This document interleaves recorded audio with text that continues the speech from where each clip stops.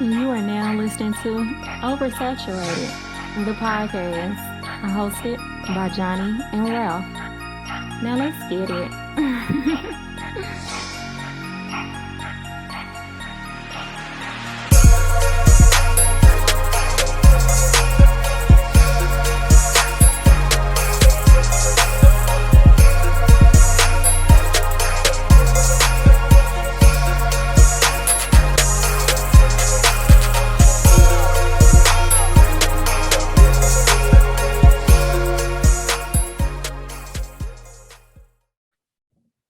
Welcome to another episode of Oversaturated, the podcast, where we discuss music, movies, pop culture, and everything in between. I'm Johnnie. And I'm Ralph.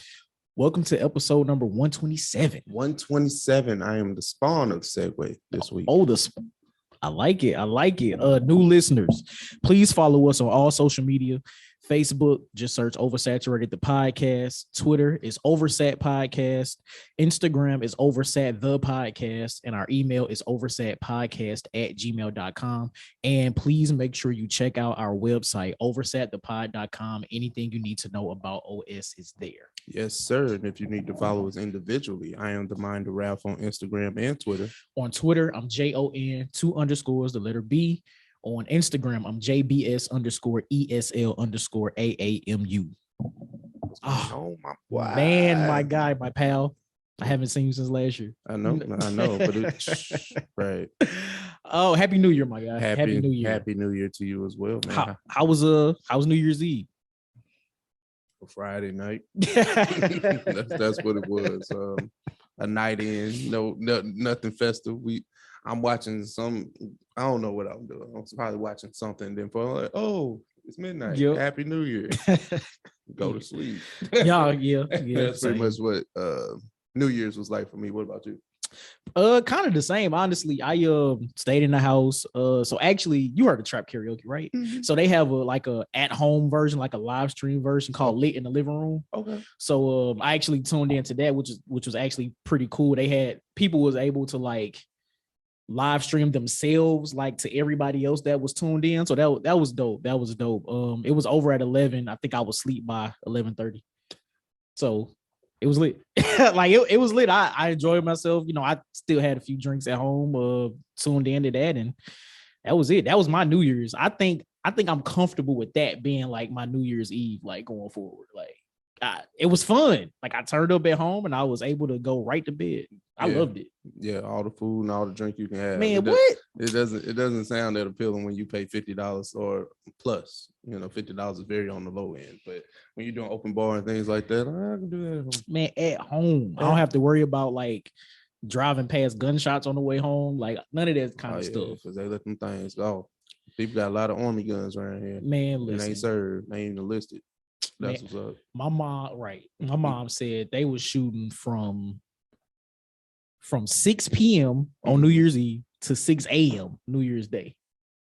Oh, like that's crazy to me. Like I know, like that's a typical thing, in the neighborhood I grew up in, but like not for 12 hours straight. Like usually it's like maybe an hour before midnight and maybe to 1 or 2, but 12 hours is kind of crazy. Oh, I'm gonna say she was up for the whole thing. Well, I mean, I guess they fell asleep to it, but then woke up. It was like it was still happening. Okay. So that's crazy. I was sitting there thinking about the math. I was like, oh, okay. Math was math. Yeah, math was math. I was just saying, but no, man, how was Christmas? We really haven't recorded, but we have recorded. Shout out to 126 with Molly and our Insecure recap there. But we just were, we really didn't record since Christmas Eve? What was that? It was Christmas? Like the week before Christmas. I can't even think of what it was. Oh yeah, because we did the two. Shout out to Orson T2 on episode 125, Blerd Guides. Christmas was good. My sister, my nephew, my brother-in-law are in town, so they came. Had dinner at my house. My sister made oxtails. Oh, so good. Oh, that's so good, so good. And we just ate and chilled all day. Watched my nephew open gifts and just kicking it. Oh, that's kicking what's up. That's what's up, man. I mean, well, I went to Phoenix. It was cool. Like it was the experience of being in a different city on Christmas, especially one that doesn't have the same type of weather. Is interesting. Even though Phoenix didn't give me that much of a the desert that I was looking for, you know, that day, because it was, you know, it was cold, raining there too. I'm like, oh man, I could have stayed at home for this. Right. That's crazy. I had one day where it was probably good sunshine the entire day, and it was just pleasant. Probably like low 70s. Was that on? That wasn't on Christmas? No, that was the day after. Oh, okay. Because even though Christmas, it was like just gloomy and just. It might have rained in certain places. I'm like, oh man, but you know, me and the wife, we made the most of it. It was great, man. Went to an NBA game and just took in the sights and everything. And Phoenix is a huge place. Word. Yeah, I remember you told me about it, man. There's a lot going on, man. Listen, wherever Ralph go, first of all, the drip is gonna be on the 100. Second of all, my guy's always gonna find a camera to be in front of. They interview you. It's random, man. Me and the wife taking pictures in front of the Footprint Center where the Suns play. So dude was like, "Hey, can I interview you?" I was like, "Hey, man, I don't know what you're really looking for. I'm not from Phoenix. I'm out of town, bro." Like, he was like, "All right." So he just asked me random questions about the game, and I was just like, "Hey, y'all got to do with this." Like, it was like some fake snow that they was just pushing out. Like, hey, you gotta relax. Relax with this shit, man, for real. But no, man, good food, good time, man. It was just a chance to get away. So right, that's what's up. I know, man. But I'm glad y'all was able to do that. Hey, man, real quick. It's a show that's on ABC, and the pilot came out. It's called Abbott Elementary. Yep. Yes, sir. I'm waiting on that. I'm waiting on. I'm like, that's my new favorite show. Anything Quinta Brunson, Quinta B. Yeah. I'm on board. I'm waiting on that. I was like, oh, this is like, it's almost like Insecure in the Office. Yeah. Together. Yes, I like that analogy. The pilot actually aired like a few weeks ago, right? Yeah. I watched the pilot over the break. Yeah, man. It's funny. Yeah, I love it. Another show, real quick, is on HBO Max. It's like an HBO Max original called Southside. Oh yeah, I mentioned that. When we talked to Orson. Okay, I just randomly watched. I was like, "What am I watching?" Yes, sir. How far did you get? I'm in like the middle of season 2. Okay. That's still where I'm at. I haven't gone back to it yet because I've just been a whole bunch of other stuff. But no, that show is wild. It's different. Okay, see, now, when y'all mention it, it's probably it probably went in one ear and not the other. But I was like, "What is that?" Now you was on vacation mode already. Yeah. I know. It's all good. It's all good. It's all right. That's why we're here. Talk about it, baby. That's why we're here. But yeah, check out Southside. I think, if I'm not mistaken, it was a Comedy Central show. I don't know if it's been canceled or what. But I think it's a Comedy Central show. Mm-hmm. And the second season, was done or whatever. So they just put it on HBO Max. So I don't know if there's a season 3 coming or what. I will hope so, because season 2 was last year. That was 2021. So maybe with, hopefully with COVID and everything, they can kind of figure those things out and, push out a season. Right. Look like it don't take a lot of effort to make but the writing is what makes the show funny. Right. Oh man, that's great. Well, I'm glad you watching it. Yeah. All right, we gonna get to it. Man, off the dome. That's hella funny. You go first. You want me to go? All right, cool. All right, so I actually saw this question on Twitter. I thought it was a pretty fire question, so I wanted to bring it to you. Okay. What non-Marvel character do you think is worthy enough to lift Thor's hammer Mjolnir? And not DC. Let me say non-superhero character. So not Marvel or DC. Oh, so just like interesting. Well, I'm probably still gonna say like a character, like a comic book character. Let me think. Oh, like a regular person? So it could be regular person. It could be a character from another type of universe. So let me give you my answer. Okay. My answer is Optimus Prime from Transformers. Okay. I see what you did. Yeah. Oh. Interesting. I feel like, I don't know why I went to Power Rangers and I'm thinking Zordon. That was one of mine too. I was like, Zordon, he hella pure. Like, Zordon would have been able to lift it. But with his teeth. Right, but why did I think of that though? That's hella funny. No, I think Zordon would. I think Alpha 5 would be able to as well. Like the Alpha, off the original joint. It's been like 37 seasons of Power Rangers. Like, it's still going. I think most of them are on Netflix too. Yeah, it's like the original Mighty Morphin. Then you got Space Force, Ninja Force, everybody Dino Fury, yeah, super Dino. I'm like, I think they had a Magic one season. Like sure, it, yeah. Anyway, what you got? I don't know. Off the dome. Let me see. I was thinking, like, you ever heard a song and then like the one guest verse is just so fire, it just kind of puts an already good song over the top. So what do you think is like a guest verse that just kind of pops out of your mind that kind of takes a good song that would probably already be good over the top? This is like a feature, like feature. Okay, got you. Somebody's feature that makes a hit already, like just takes it like to the next level. Yeah. So the first song that comes to my mind, and I think we mentioned this on like some other Off the Domes, but it's a Young Thug verse on the I think it's raw song Trap. Yeah. What you talking about? that's the first one that's coming to my mind right now. Trap with Wale and Ross and Thug's verse. Like the song would have been the song regardless. But having Young Thug's verse on that song just kind of propels it to a different level. Yeah. I can see that. Or Wale on No Hands. I like that answer too. Because that song would have been that song, whatever, but just the hook alone made the song dope. But Wale verse, nah. Yeah. Wale, people hate on Wale.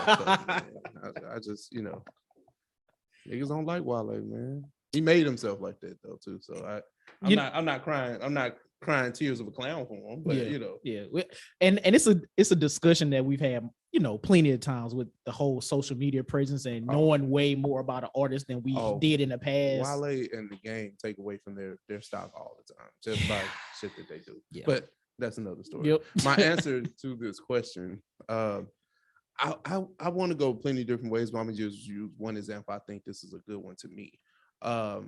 Ja Rule's verse on Can I Get Her with Jay-Z and Emil. Okay. Because Jay let off the verse, cool. All right, cool. Emil, but Ja Rule's presence at the end. And I know this sounds crazy in 2021, but Ja Rule was that nigga in 98. You know what I'm saying? Well, I mean, we had his ode to Ja Rule last year doing his verses. Yeah. We know. We did. I like that. Yeah, I like that. I think Ja Rule coming through. It ain't even a question. Yeah. No, you're right. Yeah. The fact that I can remember the verse off you saying it is big facts. Like takes a already good song and just takes it over the top. Yeah. Okay. I think by that same logic, a lot of people would say Nicki Minaj's verse on Monster. Yeah. Taking an already good song because everybody did what they were gonna do, but Nicki. Yeah. Right. Yeah. Cool. That's what's up, man. So listeners, let us know. That's Off the Dome. If you could pick any non-superhero character that you think can lift Thor's hammer, who would it be? Yeah. And what song was already good, but then the guest verse just made it great, just kind of knocks it out the park, makes it an undeniable hit. So yes. Let us know. Got a few things on the docket. I think we should start with the old stuff, right? And then get into the new stuff. Okay. The old is obviously the Jay-Z Verzuz talk, right? Okay, yeah. So let's just get that out. Let's do it. That's what, 2 weeks old at this point, but I know we wouldn't go. Come on. This was not gonna get past this. This never wasn't gonna get past us. But it's interesting. Jay-Z was on a Twitter Spaces, kind of like reminiscent of Clubhouse. What happened to Clubhouse? I think it's still a thing. It just ain't like it ain't popular. Yeah. No more. All right, cool. Because Twitter jacked his whole style, stole his whole flow, bar for bar. But okay. But Jay-Z was on Twitter Spaces, and I may be paraphrasing, but he said no one can stand on that versus stage with me when asked about doing the verses. So Johnnie, what do you think about that? It's crazy because I was actually in the Twitter Spaces when he said that, and as soon as he said it, in my mind I said this is going to be a topic of discussion for like a week straight. Like I know it is just because. And even from the moment he said that, so I'm in the Spaces listening to whatever, and I'm going to other social media. So I go back to Facebook, I go back to Instagram, and people already posting the quote, like people that I follow. So first, that's how I know word of mouth is crazy. Because shit just go. And it's who says right, yeah, man. Because if anybody else, like, let's just say, I'm gonna use LL. He's a great example, right? If LL said it would not get this much attention, even though LL is one of them guys, and that's very respectful. You know what I'm saying that too. It's Jay-Z. But it's Jay-Z though. Jay-Z. So when Jay-Z speaks, it's going to be headlines. Yeah. Because he don't talk publicly often. He don't. At all. He don't. So, but okay. So as an MC, as a rapper, as somebody in the hip hop music industry, yeah, Jay-Z supposed to say that. He's supposed to, right? Cool. We got that out the way. Second, it's Jay-Z. I mean, listen, it's very few hip hop acts, dead or alive, that can actually stand on stage with Jay-Z and do a versus 20 songs. We talking about hits. We not talking about how they rap. We not talking about like, because that's what seems to cloud people's judgment when they want to talk about verses. Because nobody thinks of Jay-Z as this this type. No. The hits are there. I'm talking about like as far as, oh, he doesn't rap better than X, Y, and Z. So this person deserves to be on the stage with him. No, that's not what we're talking about. Those are two different arguments.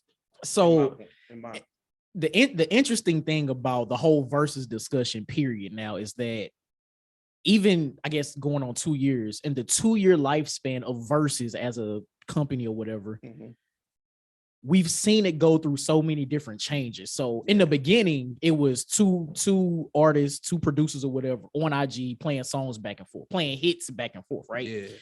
And it slowly evolved into the big production that we see today. So as it evolves, the way that we look at, judge, score versus has changed. So, and I kind of feel like we should look at it for at least going forward, because hopefully we have more big verses this year.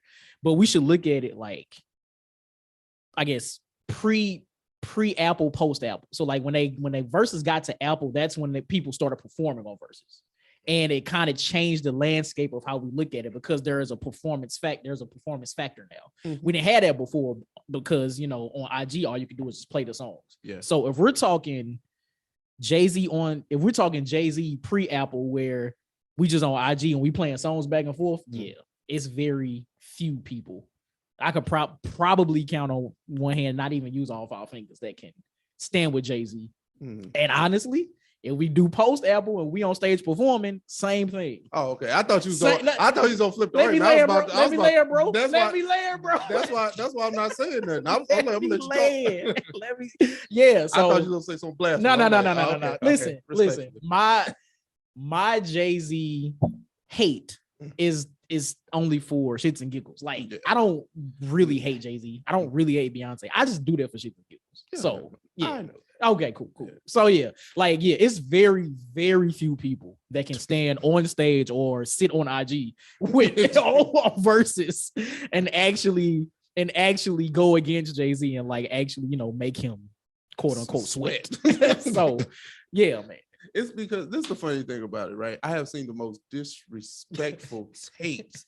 I was just like, Jesus Christ, because when this versus thing started, it started with Swiss and Timbo talking about who had the better Jay-Z song. That's crazy, right? So how far from God's grace do we have to get to where y'all saying X, Y, and Z will get Jay-Z out of here in the verses? No, nobody's beating Jay-Z. You can get a few points, you can get a lick, but you're not winning. Fam. I don't care who it is. Like Ralph, the whole premise of verses is because who had the better Jay-Z songs? But now all of a sudden, all of Jay's contemporaries are the ones that can get him out the paint. Oh, Nas can beat him in the verses. Respectfully, no, he can't. We're talking about Nas shined away from the commercial success, right? So which is his own doing. Helped him. He wanted to do right, that, right, and that's okay, and that's fine. But he ain't got 20. He ain't got 20 for Jay, and that's respectful. It is right. It is what it is, man. Who else have I heard? Drake. I'll give Drake that. Drake stay up. Drake is one of the few. Kanye definitely one of the few. One of the few. I heard a lot of people say Wayne. Oh yeah, Wayne can, but everything that people point to with Wayne is dependent on his performance. Wayne can perform better than Jay-Z, but last time we saw Wayne perform was the 3-6 verses. Nobody talked about that. Everybody talked about Terrence Howard coming out. Nobody talked about Wayne coming out. Ain't that something? But Wayne is the one that's supposed to get Jay-Z out here in the verses. If he has to perform his own songs, you better be lucky you remember the damn lyrics. Y'all want him to remember codeine lyrics from the drought and dedication to beat Jay-Z when Jay-Z can literally go on stage and perform any song he's ever made from 1996.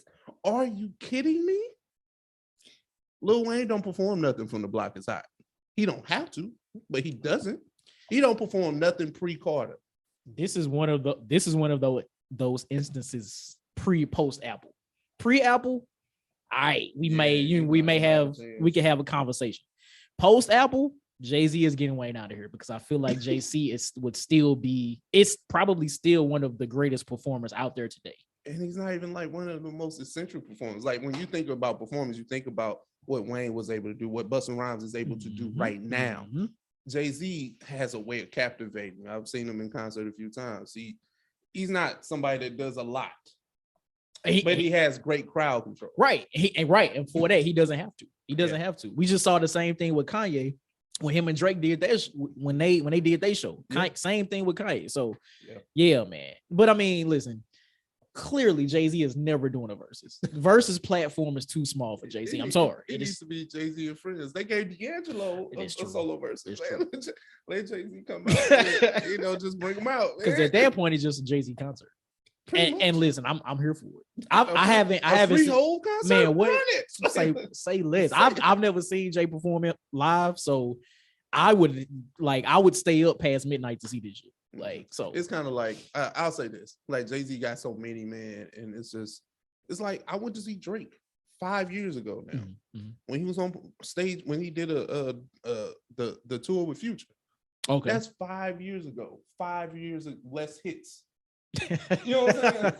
Yes. Now Jay-Z don't pump out music at that rate, especially right now, but he can do 2 hours. I was about to say back when he was consistently putting out music. A lot of that music has aged really well. So even playing that music today is like, fam. That's the thing. And I think that's one of the reasons why we haven't brought up Eminem in the conversation. Eminem definitely got 20. Oh yeah, definitely. Let's not play Marshall like that. Now I don't see. This is my thing, right? No. I drew my line in the sand and said Jay-Z was my GOAT. But I always have to defend him, and when I defend him, it sounds like I'm shitting on other people, and I don't want to do that because I'm a fan of Marshall. I'm a fan of Nasir, but y'all make me say crazy. Y'all say crazy things. Listen, but I'm gonna tell y'all, as an Eminem fan, a lot of Eminem's earlier work, let's just say from the first 3 albums, let's say from Slim Shady to Eminem Show, wouldn't fly today. No, it ain't nobody trying to hear none of that. No.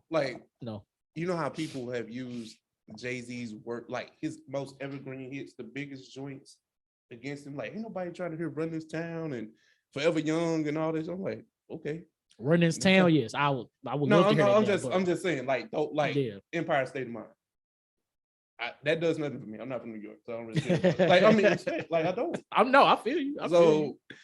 That's like one of those songs that be like, but I'm always thinking Eminem got a couple of them too. Yeah, I'm not afraid. I'll say not afraid at real Slim Shady and I'm just saying, my name is that's supposed to win. Listen, as much no, the answer is no. But as much as I love my name is, fam, no, ain't nobody trying I can't No, man. Somebody said I don't want to hear 20 rounds of Fred Durst and Christina Aguilera. I said, hey, yo, like some of these tastes be mildly disrespectful, but they be true at the same time. Because look, we just know this, right? Jay-Z isn't who he is by being nice. Yeah, you don't ascend to being one of the GOATs. Anybody you can pick and choose who you want to. But he's in the conversation. You don't be in the conversation by saying that, oh, I think, especially Kanye, like the little nigga I raised in music can beat me in 20 songs. Yeah. Even though I think that Kanye is a better artist. I've always said that. Right. I mean, that's big facts. Listen, man, I'm still stuck off the Fred Durst lyrics. Like, man, that shit was so funny. But it's true. But it's true though, man. Eminem is my guy, but fam. Eminem can put words and syllables and motifs together like nobody's business. But fam. But we talking about 20 hits though. Like this ain't rapping ability. Those are two different things. Yeah, man. That's always been my thing though. But yeah, we could. It's so funny. That shit was so funny, bro. Last thing. So, like I said before, like the sheer impact that Jay-Z just as the person has is crazy. Because again, that was like the story and headline for a week and a half straight. Yeah. I could only imagine like the world would literally stop if Beyonce was in the spaces. Like Twitter would crash. And she said something like, I don't know who. At least in Beyonce's thing, right? The only people we often compare her to is Mike, and we know who Mike is, and we know who Beyonce is. But there's nobody really for Beyonce to even say, "I'm gonna do a versus against." It's not. Now she can say that, and nobody should really have a problem with it. Yeah, but people gonna come. People like, well, if Michael Jackson was here, Michael Jackson. Rest in peace, but he ain't. But listen. Michael Jackson would benefit from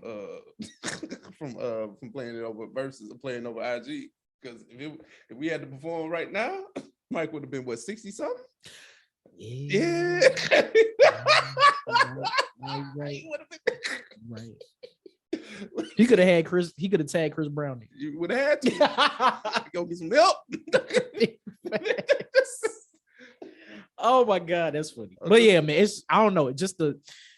It's interesting to me. It was interesting to see in live action the impact of Jay-Z. Like, and what I mean by that, literally hearing him speak live in the Twitter spaces, and from the things that he was saying, people taking that, and just running on social media with it. Like seeing that in in person, or hearing it and then seeing it happen instantly was insane. Like, it's. The influence is crazy and cannot be denied. It's nuts. Yeah, it's nuts. Man, let's stick to the influential thing, right? We have come to a close, the close of an era. We talked about it last episode, but we're just giving like a bird's eye view of the season and series. Insecure has wrapped on HBO. Creator, producer, writer, lead actress Issa Rae is finally capped off her crown jewel, if I may say. Insecure. Johnnie, your thoughts? Man, I just want to thank Issa Rae, thank Prentice, thank everybody that worked on Insecure for all 5 seasons. Man, I'm just appreciative to have such an amazing show that I've been able to witness in real time, witness from beginning to end, that in some aspects mirrored things that I was going through personally in my own life, and like seeing that depicted on television was dope, man. I can't say enough positive words about this show that Issa Rae for creating. Like it was dope, man. It was amazing. Yeah, we finally got a show that it kind of speaks to us in a different way that I don't know if any other projects before have.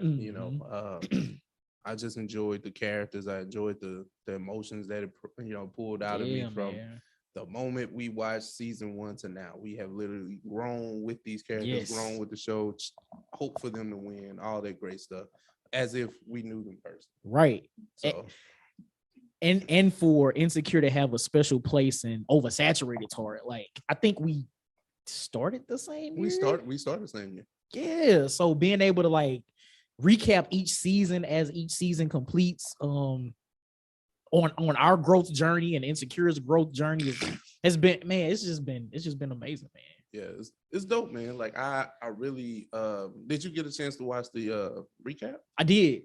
You mean like the documentary? Yeah, yeah. That was yeah. I shed some tears. Yeah, like it was emotional, man. Like, well, clearly I don't know the actors personally, but like actually seeing them as themselves in the documentary and talking about their journey through Insecure and how it shaped their lives and the things they've been able to do, like, in the midst of recording Insecure and then things that they're doing afterwards, like all of the writers and things like that, they have moved on to other shows, either shows that Issa Rae has created or, you know, shows on other networks. It's like being able to just employ like all these like Black people and for them to thrive the way that they're thriving is amazing to me, man. Like it's just dope. It's dope. No, I like the how Yvonne talked about how you changed my life. Yeah. Like you didn't think about it. I was like, damn, I really didn't know who she was before then. Big facts. I kind of had an idea who Jay Ellis was because I think he was on The Game and maybe a few other shows. So his acting started, you know, before Insecure, but definitely blew up because of Lawrence. So yeah, it man. was dope, man. If you want to get into all like the nuts and bolts of season 5, definitely check out episode 126 if you haven't already. Yes, please do. Featuring Ty Molly from Molly with the Most podcast. So shout out to her. Fun, interesting thing about the in the documentary, I didn't know Jay Ellis went out for the part of Daniel.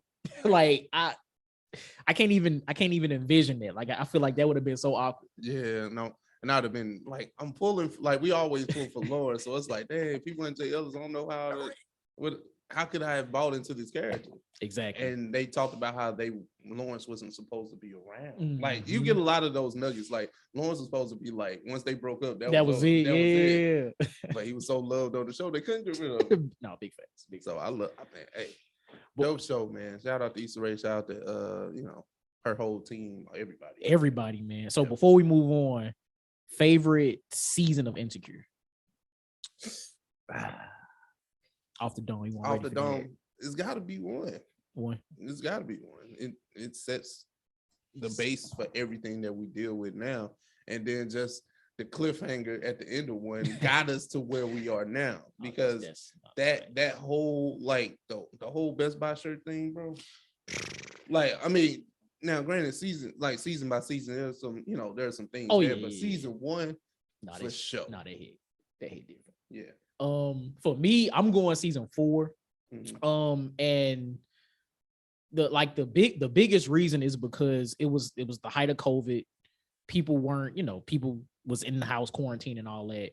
And it seems like Insecure was like, for those 10 weeks, that was like the soft spot of the year. Not just for me, for everybody. Like the community came together every Sunday. We, you know, talking, laughing about Insecure as we always do, but it just felt different because, you know, we were dealing with COVID and we just didn't know like what was really going on like in the world. And Insecure was that one time that I felt like throughout the whole year, we were able to come together and just not think about it for those 28 minutes or whatever. So that it had a big impact on me. And that episode when Issa and Lawrence went on that date, man, like that has always stuck with me. That's gonna stick with me forever, man. That was probably my top episode of like all the seasons. That shit was dope for me. I can see that. I can definitely see that. So yeah. With that. But yeah, man. Shout out to Insecure, man. Issa Rae. Are we discussing Hawkeye? We did discuss episodes 1 through 5. So what you think? Is the finale worthy of discussion? What you think? No. Beyond okay, cool. No. That's okay. Not really. Like I think the series overall, like we talked about with Orson, not last week. Yeah. But, you know, 2 episodes ago. I think it's still a 4. Okay. No, and that's okay. Listen, it's still better than Loki. To me. I ain't got nothing to argue with you on them. So like when I say these MCU shows, it's like they some little cool. Like they some little cool. Like I don't really have nothing to, you know, to go off with that, you know? No, I feel you. Yeah, I don't know. I know there are some other Disney Plus MCU shows coming out this year. I think Moon Knight is one of them. But I'm not too sure which other ones. Maybe She-Hulk. I think She-Hulk is definitely okay. Other than that, I'm not sure what other television shows are coming out, but we do get Doctor Strange. Black Panther actually is scheduled to drop in November. So those, I think there's another. I think Thor comes out. Love and Thunder comes out this year. Probably like October, I think. Yeah. Then I think there's one more. It's escaping me right now, but yeah. But hey, the Batman in March 4th. I can't wait for that. Yeah, okay. What about that trailer? Did you watch the Cat in the Bat? I did. Okay. I did. What you think? So I'm already anticipating this movie just from the previous trailers that I've seen. Yeah. But as much as the title of the trailer is The Cat in the Bat, but the Riddler to me was the focus of the trailer. Mm-hmm. Like, I really like this take on the Riddler and how Batman is going to become a detective. Mm-hmm. Does that make sense? Because every time we've seen Batman, he's already been established as being able to like look for clues and solve shit. So this is him in the process of becoming the detective. And I think him, like the battle between him and the Riddler is going to be kind of fire this movie. And I'm really anticipating that. Yeah. I think it's cool. Like, I don't think it makes me more excited though. It's just like, it's cool. Oh, like, no, like, see, man, when I do that, Ralph too cool for me, man. Man's get interviewed in another city. And then he come back. It's just cool as fuck. It's cool, man. Like, this is how I looked at it. I was like, oh, that's cool. Like, I don't know. Like, I think with these, okay. Oh wait, is it fatigue? No, we can't. How can I have DC fatigue? They need some out here. Well, superhero period. Probably. Okay. Probably. Okay. Probably. But it seems like, I mean, I might have inherently a more of a bias because their system often proves to work. Mm-hmm. And when I see DC, I know they try to go dark, gritty, and tone. So it's like I'm seeing this. I'm like, they just want to make Batman gritty as fuck. And I'm not saying that he isn't, because certain ideations of it, he is. Nah, he's wild. He's a wild boy. Graphic novels, all that stuff. Yeah. I know how the game goes, but it's just like when it comes to these films, I think they be trying too hard. That's just me. No. Listen, I understand what you're saying. Like, I'm not, and I really, I have no rebuttal for it because it's true. It's all I'm saying. No. Listen, if anybody's gonna be in the movie theater and watch this film masked up, I might ask you. Oh, yeah, it's gonna be me. But I'm just saying, it's just like I think y'all trying a lot. It's like, but the thing is, Batman gonna sell himself. That's also true. Like, if three superheroes gonna always sell themselves when it comes to these live action movies: Batman, Superman, and Spider-Man. They always gonna sell themselves. So no matter what, even if it's trash. Facts. Hence, Amazing Spider-Man. But it is what it is. Man, but we was just talking about how Doctor Strange and all that magic and all that. But let's talk about Nas, man. He dropped out a new project, EP, album, mixtape. I don't know, but the joint is fire. I'm sorry, Johnnie. Your thoughts on Nas Magic? Listen, man, I don't know. I'm not sure what's going on with Nas for him to be rapping at the ability that he's rapping at this stage in his life. Mm-hmm. I don't know if he's like, he's hit his stride with the whole crypto thing and investments and all that. And now he's like, the spark has been renewed in his, I don't know, in the whatever part of the brain says let's rap. Mm-hmm. But he randomly put this album out. Nobody expected this to come. I saw a tweet saying new Nas, man. I was like, what? Saw it on Apple Music, downloaded it, and I really don't understand how or why he's rapping at the ability that he's rapping right now. It's amazing. I'm glad he is. This is magic, literally magic. Yeah. Literally magic. Yeah. This is the thing, right? It's interesting because nobody's expecting this from Nas in his big age, right? He's grown man, right?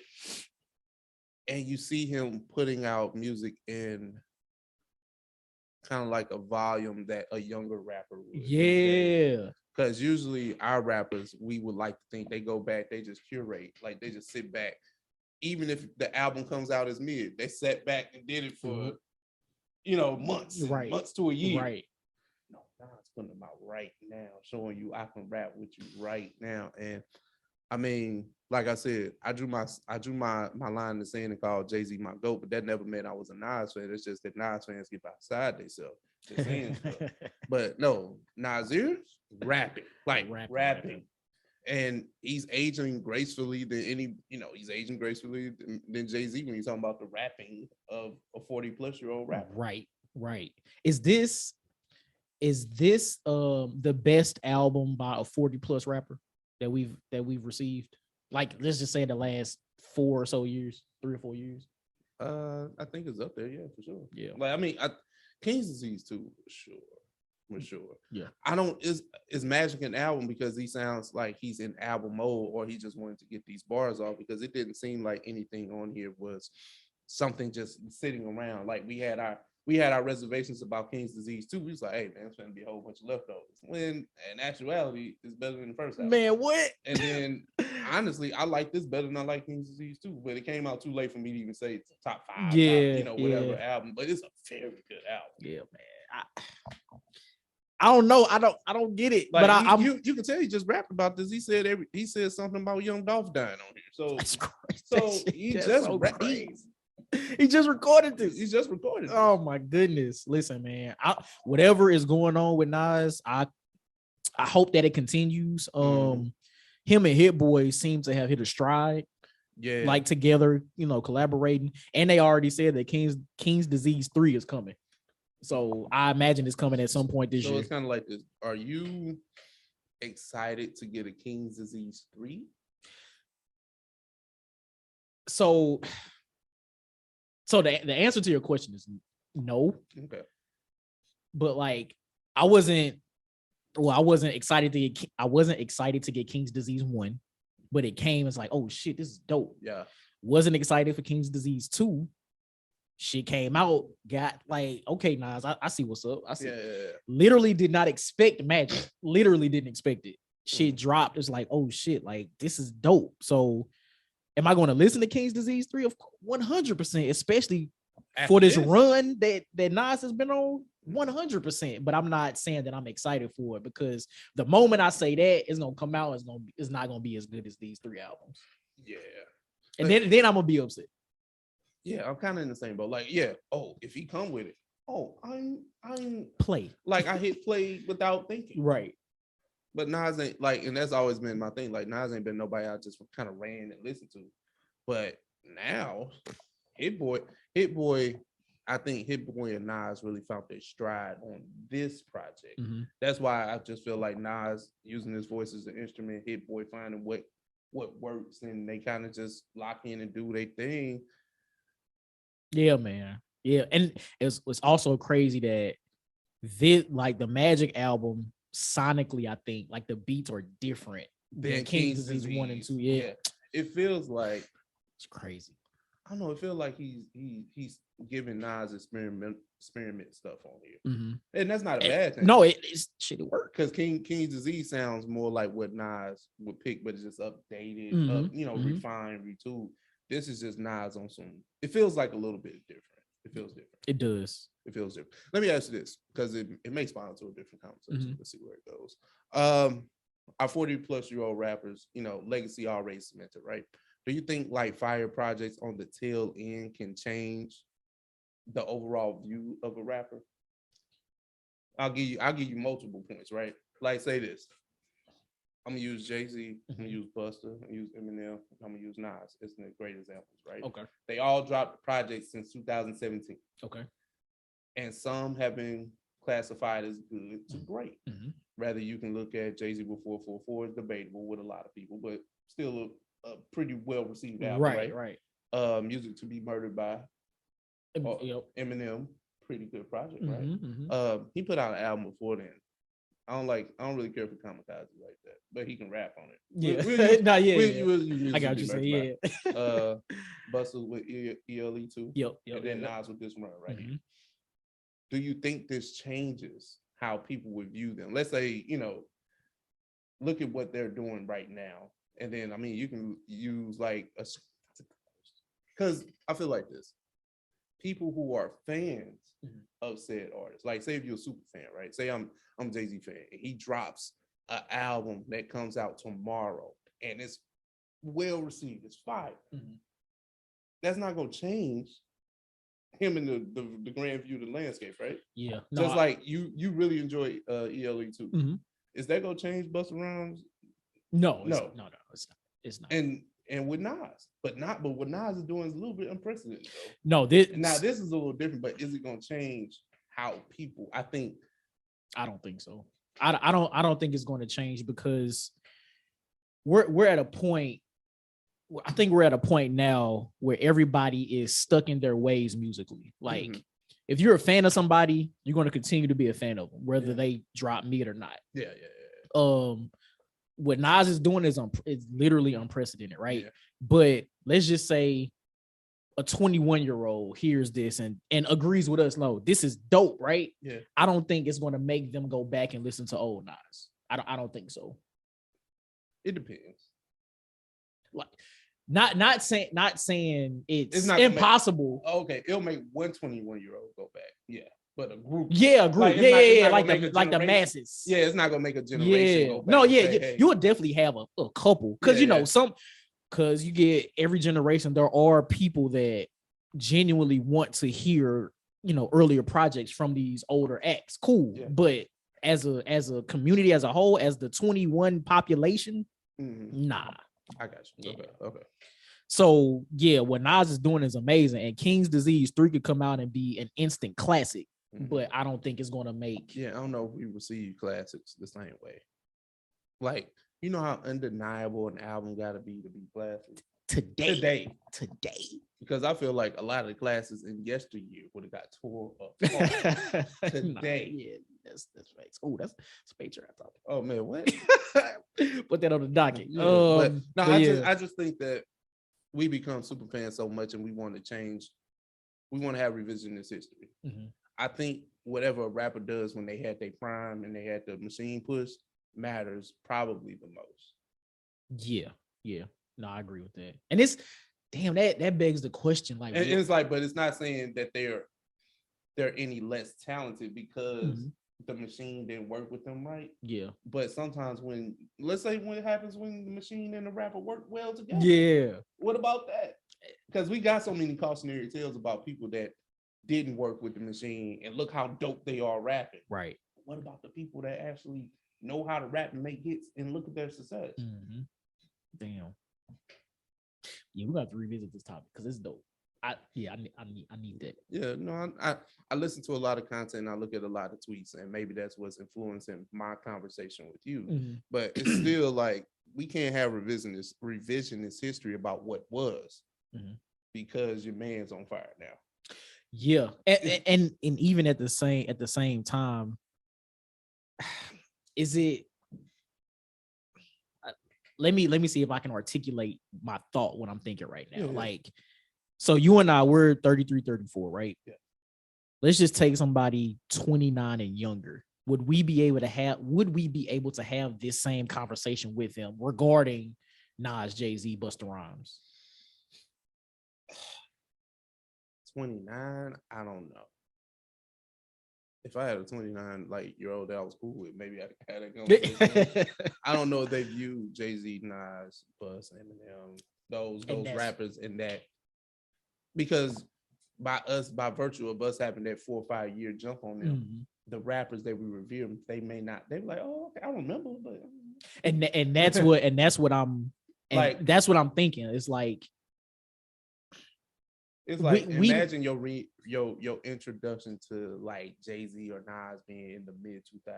Yeah, you know what I'm saying. Right. Like that's them. On their last leg. You know what I'm saying, for real. Yeah, you know what I'm saying. Even though they still rapping now. Right. Exactly. So it's like I don't know. Like this is a dope conversation, but I feel like certain generations of people in the culture probably wouldn't be able to effectively have the discussion. I mean, it's kind of like why we got cussed out on their phone because they was like, this won't have conversations with 18 and 34 year olds about rap because we grew up on Bone and 3-6. They grew up on Millie Mill. Which is nothing wrong with that. But music hits you in a different place because you're a different age, you were able to receive it a different way. So I was young when E1999 came out. I had to spin the block and enjoy what that was. Yeah. But if I'm 15 when E99 comes out, okay, that's a little different. You know what I'm saying? That's different. That's same way we feel about old Kanye. Like college dropout and stuff. You had to be there. Right. Damn. No, that's Man, listen, shout out to Nas because again, what he's like Ralph said, what he's doing currently, him and Hit Boy is unprecedented. We'll see if A King's Disease 3 comes out. If it does, of course, I'm listening. Yeah. Oh yeah, definitely for sure. Yeah, man. We got a serious topic to get to. There's no good segue for this because it's too serious. Big facts. Trey Songz has been accused of rape by former college basketball star Dylan Gonzalez. It says New Orleans Gator basketball star. I know she played at UNLV, I believe. But long story short, there's a lot coming out about this. Johnnie. Yeah, it's nasty headline. Yeah, it's a nasty super headline. nasty. I didn't even know how to really say it. Yeah, so listen, first of all, if Trey Songz like is guilty of this, like, you know, proper consequences need to happen. What I didn't know is that women have been speaking out against Trey Songz for a while now. That's what I literally I didn't know. I had no idea. Even reading through this article, even Keke Palmer mentioned something on a Breakfast Club interview. Years ago. Like that's years ago. And usually this is how it works. When you're a woman and you speak out against a powerful individual, in this case, Keke Palmer, who's a strong force in the entertainment industry herself, was kind of ostracized and looked at crazy because he said these things about Trey Songz.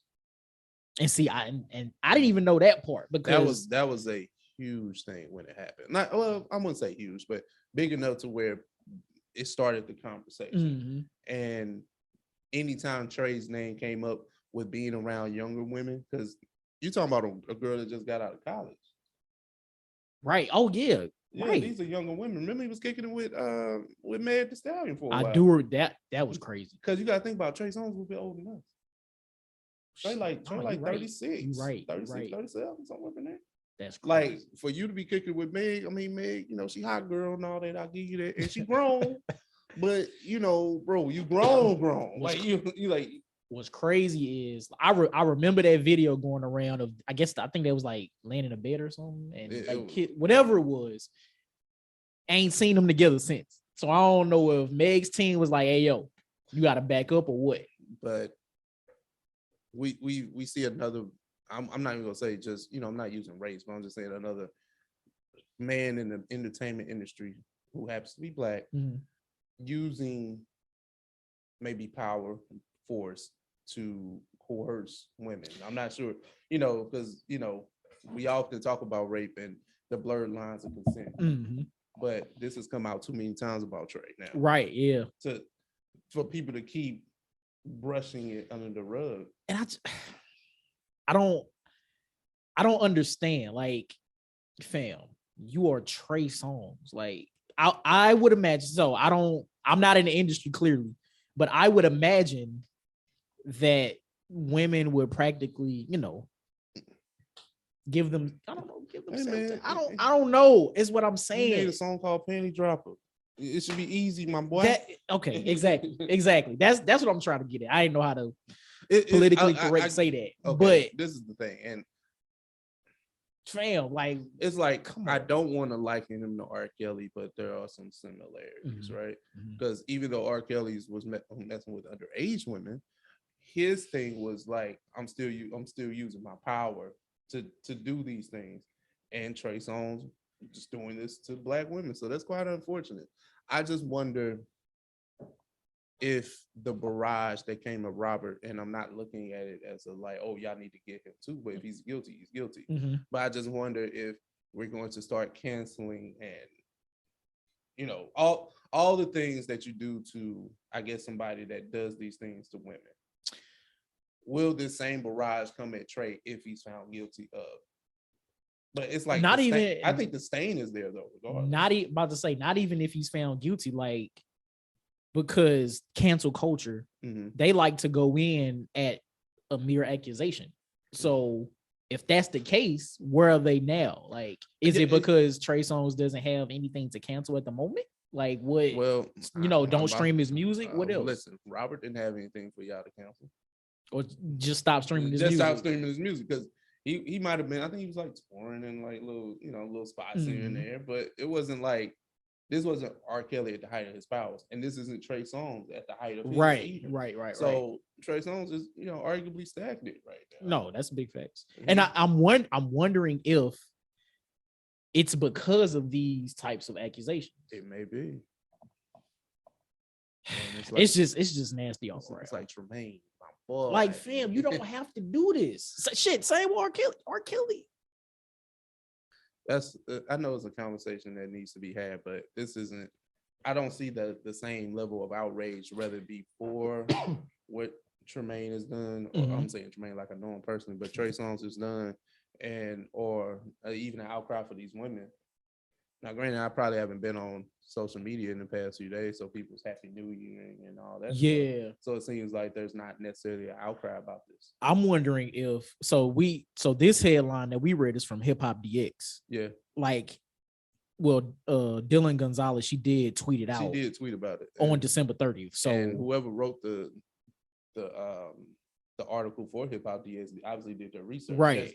Pointing out references. Exactly. Like reference points. So And I don't know if this matters, but she did tweet it at 11:43 p.m. 11:41 p.m. But it has over 12,000 likes, so clearly people have seen it. People have seen it. So where's the outrage? Like, what is? Yeah, well, I haven't been on social media like I said in a few days, so yeah. Well, at least Twitter. So it's still nasty. I had no idea. Like. I had no idea. Dylan, she put her tweet out, but then again, reading the article, I didn't realize that there have been other women who have come out and spoke against Trey Songz. Exactly. Like and clearly this has been happening for years. So yeah. So I wonder. Well, I mean, I don't have any sympathy for Trey Songz in this situation because I mean, one time, all right, cool. You know what I'm saying? I'm not saying that that's cool, but I mean, in the sense of. All right, maybe it was just a blurred line of consent and whatever, but it seems like you're continuing to do it. So that's an issue. It's an issue to do it once, but when you continue to do it, that's obviously a problem. Yeah, that's crazy. That's crazy. Well, I mean, I don't know. I don't know. I hope Trey Songz is like them will be brought to justice for this, like, because I would hate for this to continue happening. Like, now it seems as if we have more eyes on this particular situation now. So what I'm hoping is that this doesn't continue to happen. I wonder if, well, we haven't heard anything from like the major podcast outlets about it, and it seems like maybe they're maybe not talking about it just because. Maybe it's not that big of a headline for them. What you think? Nah, that's bullshit. Listen, hey man, just saying. I mean, hey, Trey is their man. It's like, and I'm talking about Joe Budden in particular. Oh, okay. This is an accusation, but the accusations have always been there. So now it's kind of time to have that conversation. Right. No, I feel that. Well, I don't know. I don't know where we go from here, man. Yeah, I really don't know. I'll just say this, man. My heart goes out to those women affected, and I just hope that, whatever happens, you find some level of resolve and peace and even justice if it comes to that. Yeah, definitely. But, if anything comes about it, we'll be here to talk about it. Right. Yeah, big facts. Real quick. So Dylan Gonzalez, she plays on the New Orleans Gator basketball team. Did you know that's a mixed team league, like a mixed gender league? I had no idea. I didn't know that either. Because when I read that, I was like, that don't sound like a basketball team I know. So I Googled it real quick. Everybody don't go pro, so No, well, yeah. So it's kind of like, right. You got a whole bunch of other leagues and stuff like that. But I didn't realize that there's a league for men and women to play on the same team, and Master P owns the team. So of course, Master P. No, yeah. He had to have his hand. Of course, he had to have his hand in it. But yeah, man, shout out to Master P. That's dope. Yeah, man. At least it was a bright spot in there. Yeah, had to try to bring it full. Let's talk about something very, very, very, very light and very easy for us to discuss. This is our main discussion. We had to do a top 5. We had to talk about 2021 in some type of way. Usually we do a top 5 album, hip hop album, rap album discussion. Usually we go all the way from 5 all the way down to 1. We rotate, kind of talk about each other's lists, give each other shit, whatever. But I don't think it's gonna be like that this year, honestly. Nah, I kind of struggled to put these in order. Really? Kind of, except for my number 1. Oh, okay. But okay, we'll get to that. But I guess we should start with 5. Johnnie will go first. Okay, cool. So going through the albums that I've listened to this year, again, I had a problem like actually like ranking these, and so for my number 5, right, a lot of these, my list came down to replay value. So like we had a lot of good albums this year, like a lot of good hip hop albums this year, right? And for me personally, these came down to the ones I enjoyed the most and had the most replay value, right? So for my number 5, I actually have a tie. Okay. So, and it's only because I didn't know where to put Doja Cat. I didn't know if I should like keep her as like I didn't know if I should keep Planet Her as a pop album or a rap album. I wasn't sure, like, because the lines are so blurred with that album. So, well, okay. Let me ask this question. Okay. Since I know this part at least of your 5, would you say it's more like a Nicki Minaj album? No, only because Nicki does more rapping. Oh, okay. That's why I say. Okay. Yeah. Okay. So number 5, I have a tie. I have a tie between Doja Cat, Planet Her, and Migos, Culture 3. Okay. So I listened to Doja Cat's album just because like she had been buzzing real big last year, and I know she's been doing music for a while, but last year her buzz was kind of crazy. So I was like, let me just turn this on, not expecting to really get anything from it. And I was blown away because the album was way better than I expected. Yeah. Like that. Yeah. It caught me all the way off guard. I ain't gonna lie to you. Yeah. So yeah, man. Doja Cat, shout out to Doja Cat, Planet Her. And then Migos. Not to say I've never enjoyed a Migos album, but I've never enjoyed a Migos album as much as Culture 3. This is to me a mature Migos album, and they explore different types of beats as well. Like they have a drill song with Pop Smoke, which I love that song.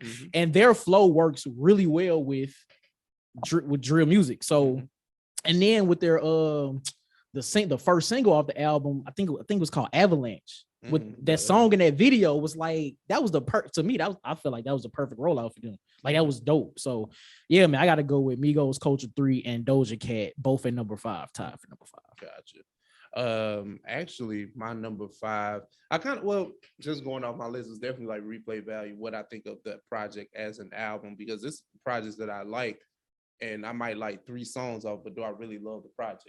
Those are 2 different things. Right. With this, it's probably a little contradictory, but I still enjoyed the album for the most part, because I enjoyed the majority of the songs. So it's Donda. Okay. Because it's so long. Like 2 hours and 11 minutes. And I'm talking about the deluxe version. Like honestly, the joint with Life at the Party with 3 Stacks put the album already that I consider to be a top 5 album to me personally, just over the top. Yeah. Because 3 Stacks did. Came through, crushed the building, probably arguably maybe a top verse of the year to most, consensus. So the project, what's understood doesn't need to be said if you're a listener of OS, and why I really hold this album to a high regard. But the production is really there. Obviously the features miles long. So yeah. Donda. No, I feel you. Donda. All right, so the deluxe. The deluxe. No, you gotta make sure you say that. Because I got you. All right, so my number 4. All right, look. Walk with me, Ralph. This album came out in December. Well, that's fair. Oh, December this year. No, not December, like 2020. a few weeks ago. Oh, Jesus. So, but this album was way too hard for me not to include on my top 5. Okay. I'm going Rush Chomp 2. Oh, okay. Well, is it album? Yes, and it came out earlier in December. Like I think Nas dropped. That's your justification. Yes, it is. Yes, it is. I think Nas dropped like after or either right before or after Christmas. I can't remember. No, he dropped right before Christmas because I downloaded this getting on the plane. Okay, cool. Russ came out like 2 weeks before that. And we did review, so check out our review of Chomp 2 on YouTube. Okay. But yeah, man, listen, incredible rapping from Russ. And even though there's a feature on every song except 2, everybody on this album came to rap. And Russ literally rapped with or out rapped the features that were on this album. Like, it's no way I could not include this album in my top 5, man. So shout out to Russ Chomp 2, man. My number 4 is probably the most obscure pick of probably both lists. And I'm going Young Thug Pump. Okay. Me having a Young Thug album, and I'm probably the bigger fan of Young Thug out of the two of us. But when it comes to Thug, I ain't never really rocked with entire projects. It felt like he really tried to break the chains and be more free with the music on here. So it's like kind of like, I guess, how you would feel about Doja Cat. Like, is it really rap? Like, Yeah, I mean, is okay, it rap? got you, Like, got because you. it's some songs where he got the acoustic, like, I'm stressed down. Like, she was hitting though. But Hey, it's a lot. She was hitting. Thug got a lot of bangers on here, and I mean, just from the cohesiveness of the album, that's what makes me really rock with it. So, Thug, man. Hey, listen, I'm not mad at it because I remember you was telling me about this album not too long ago. So no, I feel that. Yeah. All right, so number 3, I'm going J. Cole, the off season. So I actually went back to listen to this album. So this album came out early this year, right? Like March, maybe. That's what I'm thinking too. So when it came out, this is the first album since, what was the last album that came out? It wasn't KOD. It was one after that. That was KOD. KOD? KOD came out before that. Damn, was that 2017? 2018. 2018? All right, so it's been 3 years since we heard from Cole on the album. And the biggest thing for me on this album was the features. Like, he ain't had features in Hellas. And the fact that he had features and they worked. Listen, that Lil Baby song is still one of my top songs of 2021. Pride is the Devil. But so going back to it, I realized that a lot of these songs grew on me. I didn't think it had that much replay value when I first listened to it, but revisiting it, I was like, oh no, this is actually really hard, like harder than I thought it was before. Yeah. So yeah, man, J. Cole, man. Yeah. And 95 South stay getting replayed in my iTunes and stuff, but the rest of this album is like this is better than I thought it was when it first came out. Yeah. I agree. Actually, my number 3 is J. Cole off season. It's interesting because, like, when I first heard the album, I thought it was good, but I didn't think anything special of it. But the more I kind of listened to it, the more it grew on me. So maybe, I'm definitely J. Cole hive, so you gotta excuse me on that one. But I think this album is dope because J. Cole showed you that it still had a level of, like, I can rap to. And I don't think he really cared about, like, songs like that. Even though 100 Mil, Hung on Hillside, like, man, listen, some joints on here. And I ain't gonna like some joints on. No, big facts. Yeah. And to me, this album felt and sounded kind of like a mixtape. Like, it's an album, but like the way that he's rapping, the way some of the it's kind of like production sounds. Well, it's kind of like how Chomp 2 is in a sense, right? Like, this is rapping. Like, we know that these rappers and Russ and J. Cole, as far as individually, they can make radio songs. But it just felt like I just want to rap. And it's also felt like the first time we haven't had a concept type album from J. Cole. Yeah, it's been a while. Yeah, so I guess maybe that's like a refresher for him, because even before you were saying that he needs to work with other producers to help his rapping ability come out. So, hey man, listen, man, off season turned out to be much better than when I first listened to it. I'll say. Yeah, it's one of the ones that grew on for sure. Yeah, 100%. All right, so number 2, and I think we talked about this man enough on this episode today. Nas, King's Disease 2. Listen, man, what can we already say about Nas that we haven't said already on this episode today? Nas, since 2020, has been rapping his ass off, Literally, this man put out 3 albums in 2 years, possibly a 4th one on the way. And the level of rapping ability has done nothing but increase since King's Disease 1, which nobody expected to come out, but when it did, it was like, no, this is fire. Yeah. So to even build on that and have a better album a year later, not even 12 months later than King's Disease 1, he comes out with King's Disease 2, and the shit is arguably better, sounds better production. Like, what we doing? What we doing? That's crazy, man. Again, shout out to Nas, man. King's Disease 2. Yeah. I'm gonna keep following Johnnie on my list, but I got number 2, Nas with King's Disease 2. Right, exactly, right. Hey, man. Nasir Jones definitely dropped a great album this year. Undeniable top tier album. Like it's up there. Like it's hard pressed to really keep finding albums to put in front of them. That's how you know that this album is good. And then you're talking about one of our elder statesmen, one of the people that have been consensually like just crowned a GOAT. You know what I'm saying? Like, so you got one of them dropping a top 5 album of the year. Yes, sir. So I think that that's dope. It's crazy because like I think that this album has more skippable songs on it than I would like it to have, but that doesn't take away from it being a good album. Right. Because like if we're being honest, I think the EPMD song, get that out of here. Like it's because it wasn't good. Like it's like, and then even the song with A Boogie with the hoodie, get that out of here too. But everything else, I'm rocking. Like I can rock with. I'm not mad at you. I can rock with it. All right. So number 1, drum roll. We don't got a drum roll button. We don't need to. It probably sounds like fish frying. You're right. Big facts. All right. So my number 1 album of 2021 is Tyler the Creator. Call Me If You Get Lost.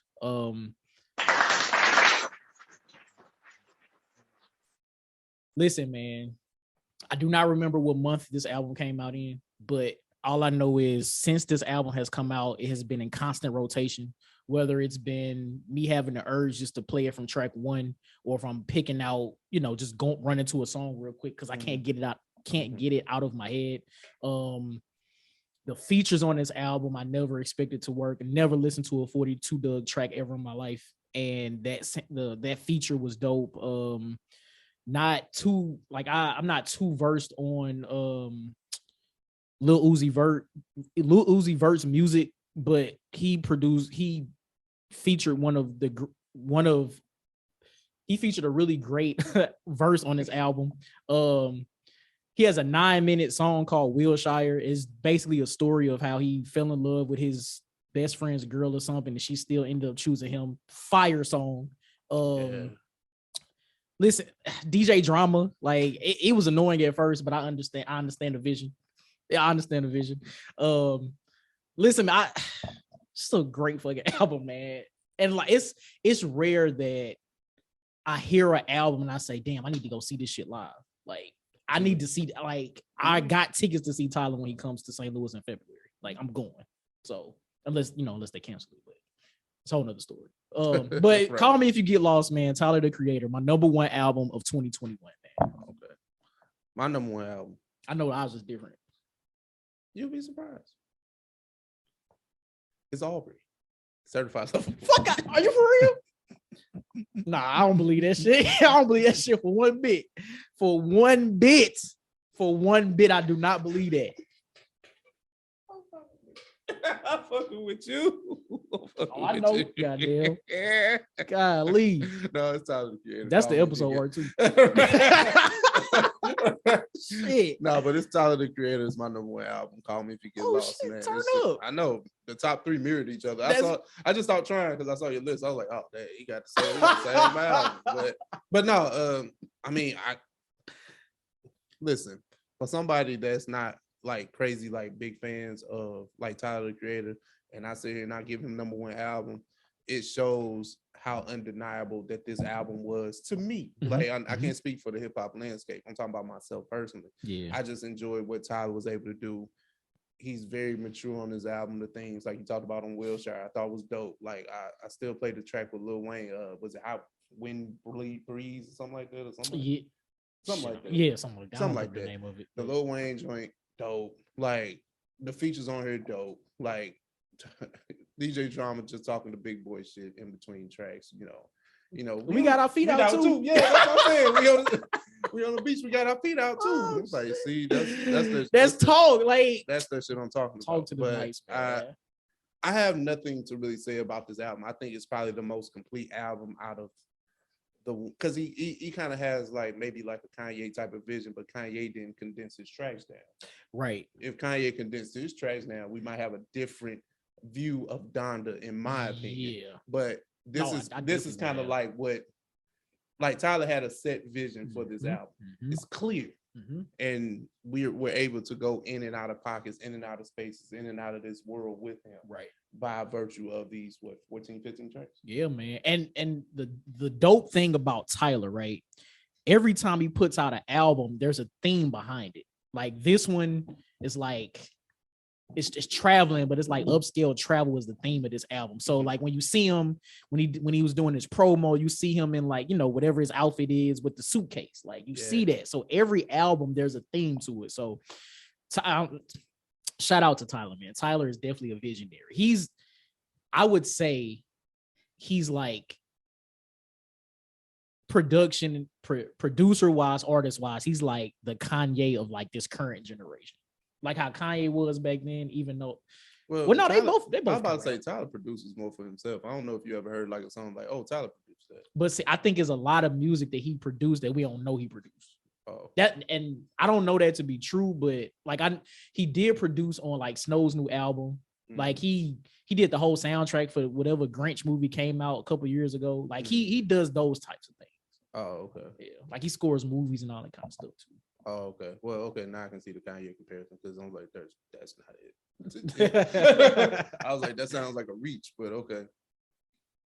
Still no more album.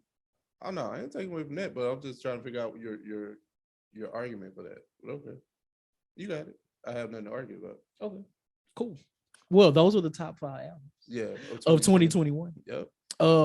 Let us know what you guys' top 5 albums are.